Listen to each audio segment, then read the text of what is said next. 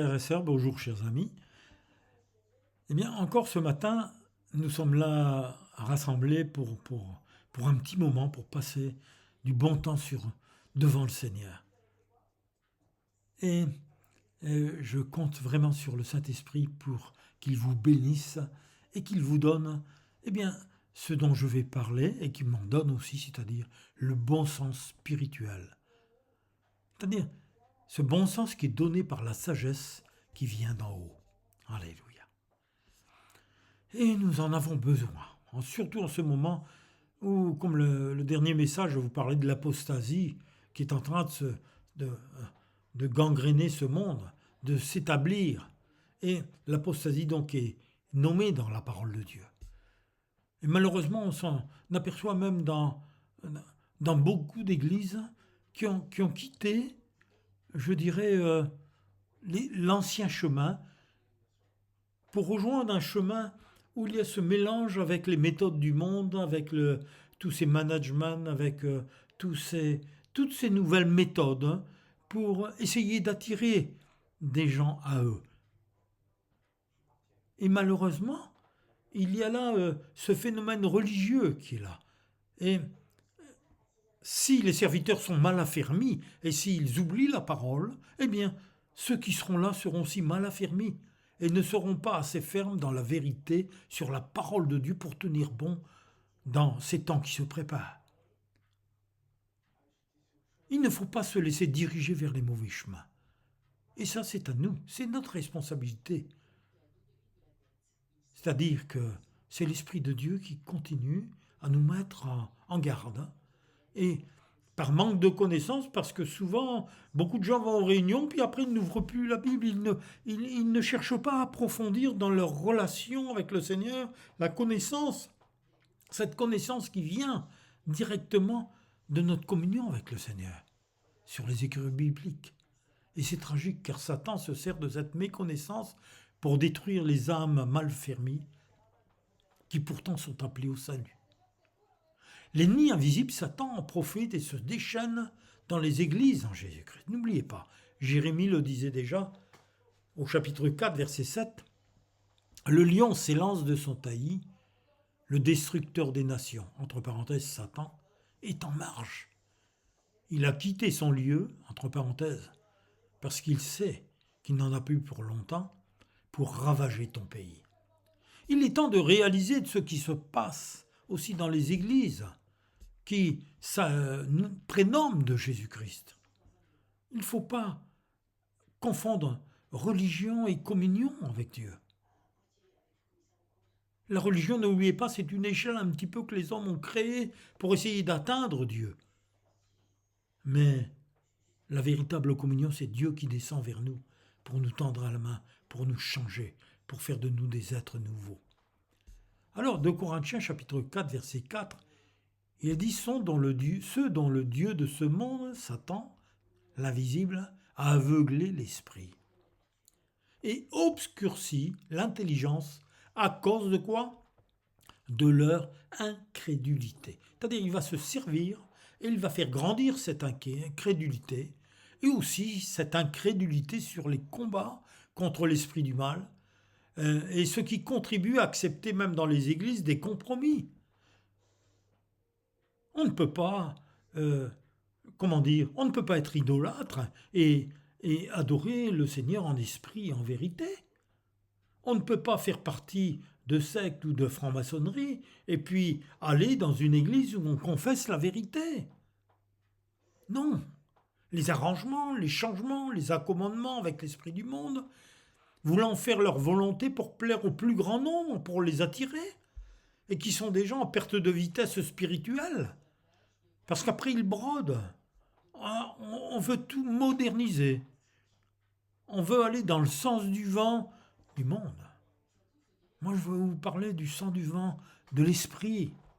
Parce que sinon, ils perdent de vue la sanctification sans laquelle nul ne pourra voir le Seigneur.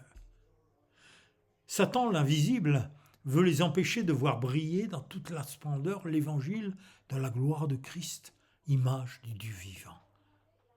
C'est pour ça que dans l'Épître aux Hébreux, Hébreux 12 dit verset 14, « Efforcez-vous de progresser vers une vie sainte, sans laquelle nul ne pourra voir le Seigneur. Veillez à ce que personne ne passe à côté de la grâce de Dieu, et qu'il ne surgisse pas de plantes vénéneuses d'où jaillissent des rejetons, capables d'empoisonner plusieurs d'entre vous, y compris de contaminer toute la communauté. » La sagesse de Dieu, le bon sens. Si vous avez une pomme et que vous mettez un beau panier de pommes, mais il y a une pomme qui est déjà dans un état de pourrissement, elle est gâtée, et vous la laissez au milieu du panier, au bout de quelques jours, vous allez voir toutes les autres pommes, eh bien, il y a une maturité qui s'est effectuée, ils sont à leur tour entachés. Et c'est pour ça la sagesse, Proverbe 8, 12 et 13 nous dit, moi la sagesse, j'ai pour demeure le discernement. Il nous faut le discernement. Et je possède la science de la réflexion. La crainte de l'Éternel, c'est la haine du mal, l'arrogance et l'orgueil, la voie du mal. Et la bouche perverse, voilà ce que je hais. Mais le bon sens spirituel donné par la sagesse vient de Christ. Alléluia. N'écoutez pas toutes choses. Combien de personnes se font troubler ou se font tromper, même parfois par des faux serviteurs, qui par leur manière d'agir vont manipuler la personne parce que derrière, il y a de l'argent, ou alors ils flattent leur ego, ils les trompent. Le discernement. Éprouvez les esprits, nous dit la parole de Dieu. 1 Corinthiens chapitre 1, 30. Or, c'est par Dieu que vous êtes en Jésus-Christ, lesquels a été fait pour nous sagesse, justice et sanctification et rédemption. C'est-à-dire, il est en Christ et il nous donne sa sagesse, il nous a revêtus de la justice et il nous donne sa sanctification et aussi cette rédemption, cette vie nouvelle en Jésus-Christ. Rien de nouveau sous le soleil. Il est écrit dans 1 Corinthiens chapitre 1 versets 20 et 21. Mais où est le sage? Où est le scribe? Où est le disputeur de ce siècle? Vous savez, les gens qui sont toujours en train de parler, de vouloir donner leur version, de vouloir écrire même selon leurs propres pensées. Mais il dit, mais Dieu n'a-t-il pas convaincu le monde de folie, c'est-à-dire la sagesse du monde?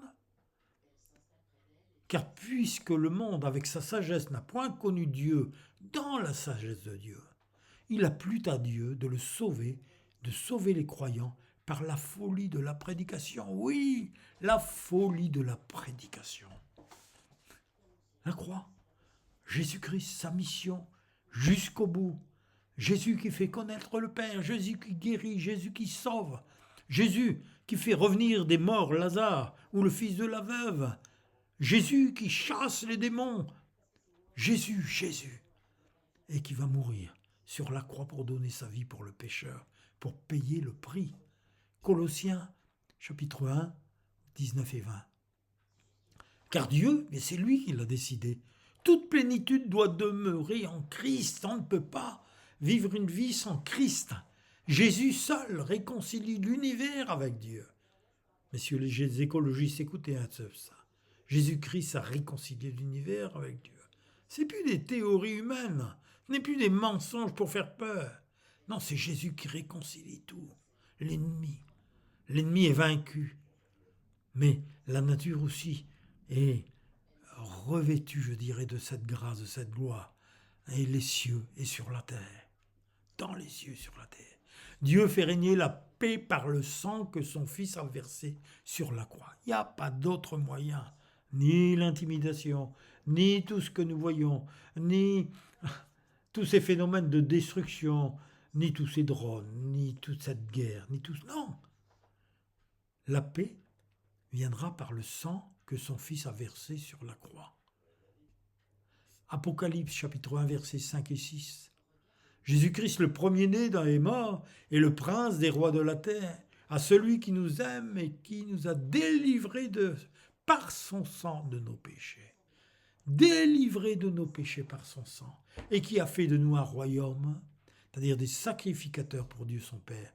À lui soit la gloire, la puissance, au siècle des siècles. Amen. Et oui, les Écritures sont formelles, elles nous rappellent.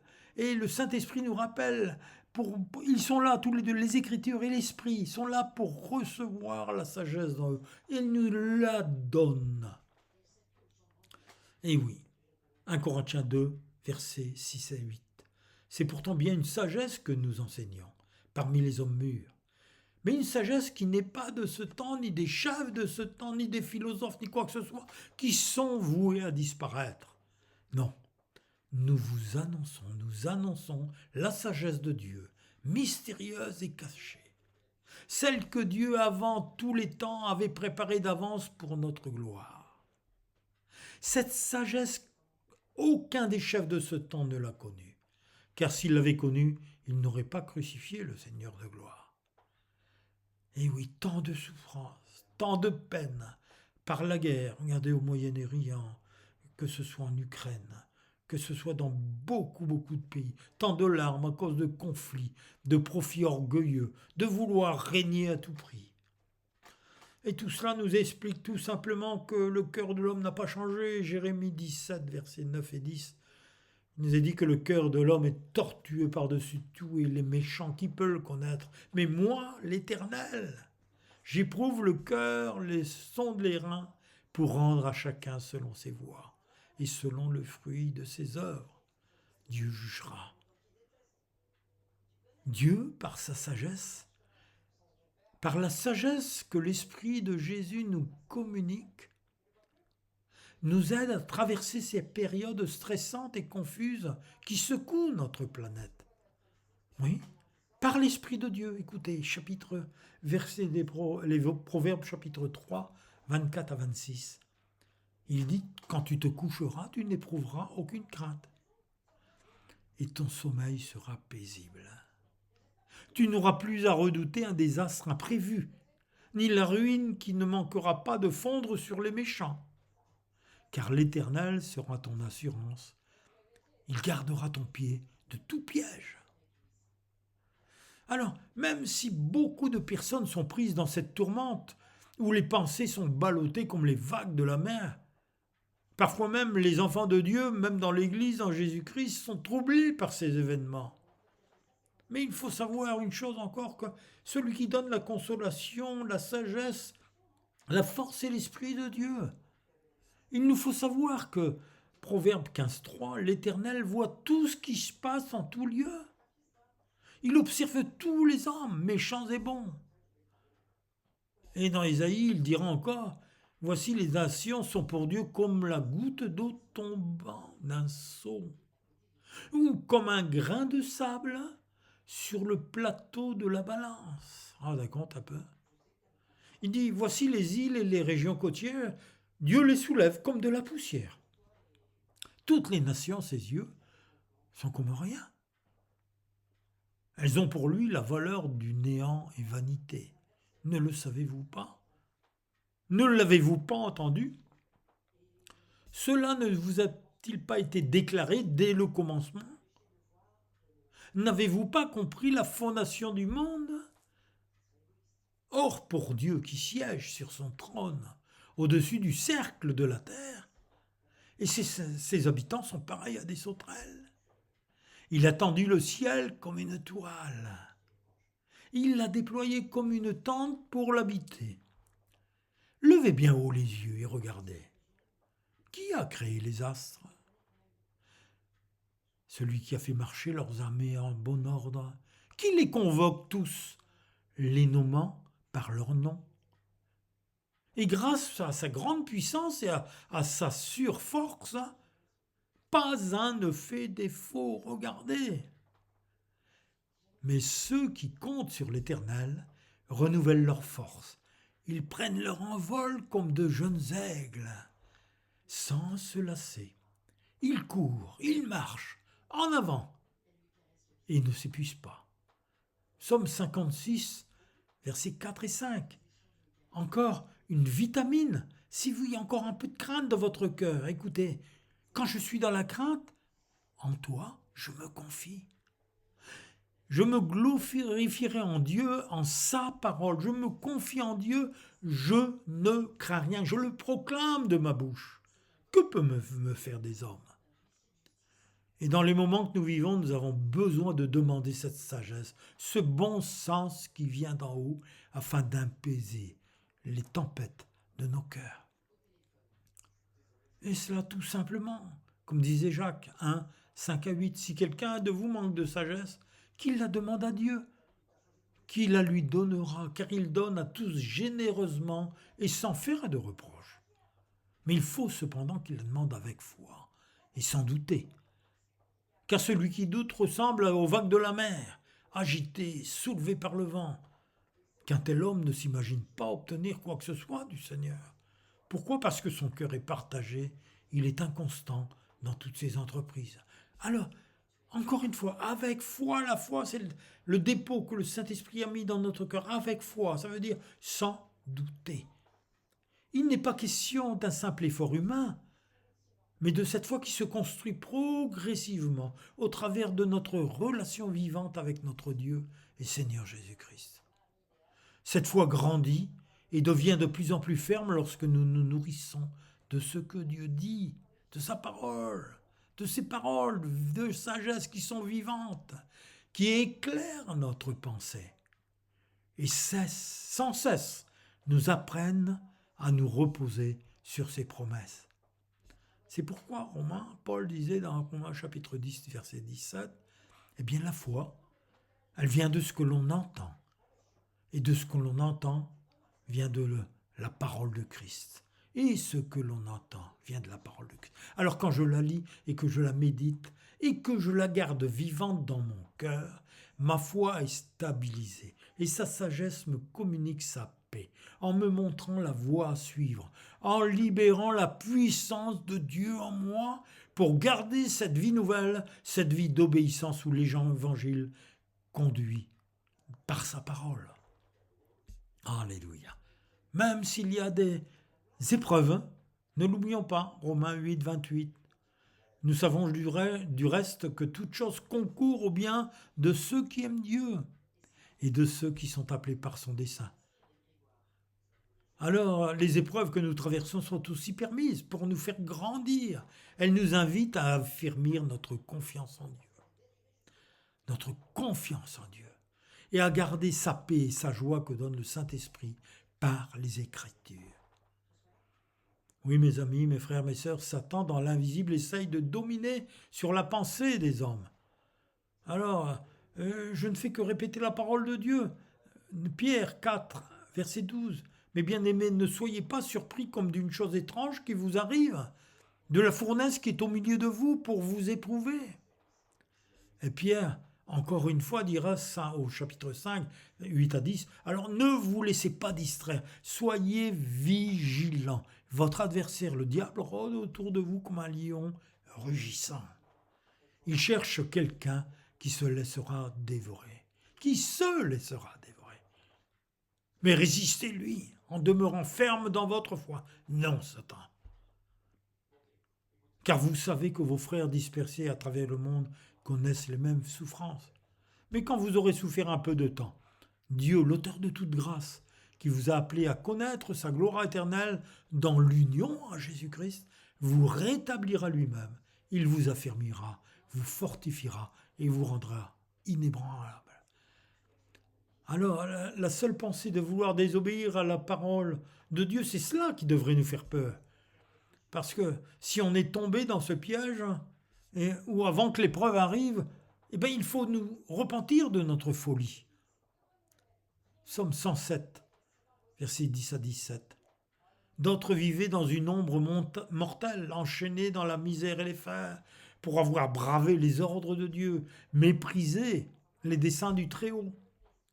Et il les soumit à la peine, ils succombaient, privés de tout secours. Mais dans leur détresse, ils ont crié à l'Éternel, et il les délivra de leurs angoisses, et il les fit sortir de l'ombre mortelle. Il rompit les liens qui les retenaient.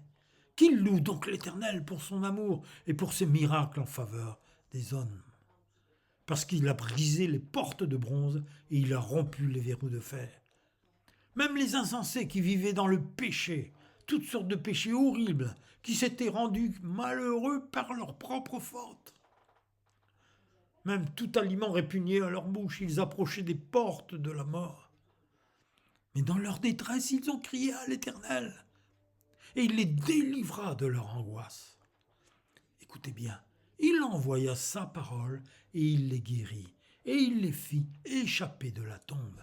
Qu'il loue donc l'Éternel pour son amour, pour ses miracles en faveur des hommes, et qu'il lui offre des sacrifices de reconnaissance, que dans la joie il raconte ses œuvres. Alléluia. C'est pour cela que je veux raconter les merveilles de Dieu, raconter des témoignages que Dieu fait pour la gloire de son nom. Oui, que tout mon être loue l'Éternel, que tout ce que je suis loue le Dieu saint, que tout mon être loue l'Éternel, sans oublier aucun de ses bienfaits.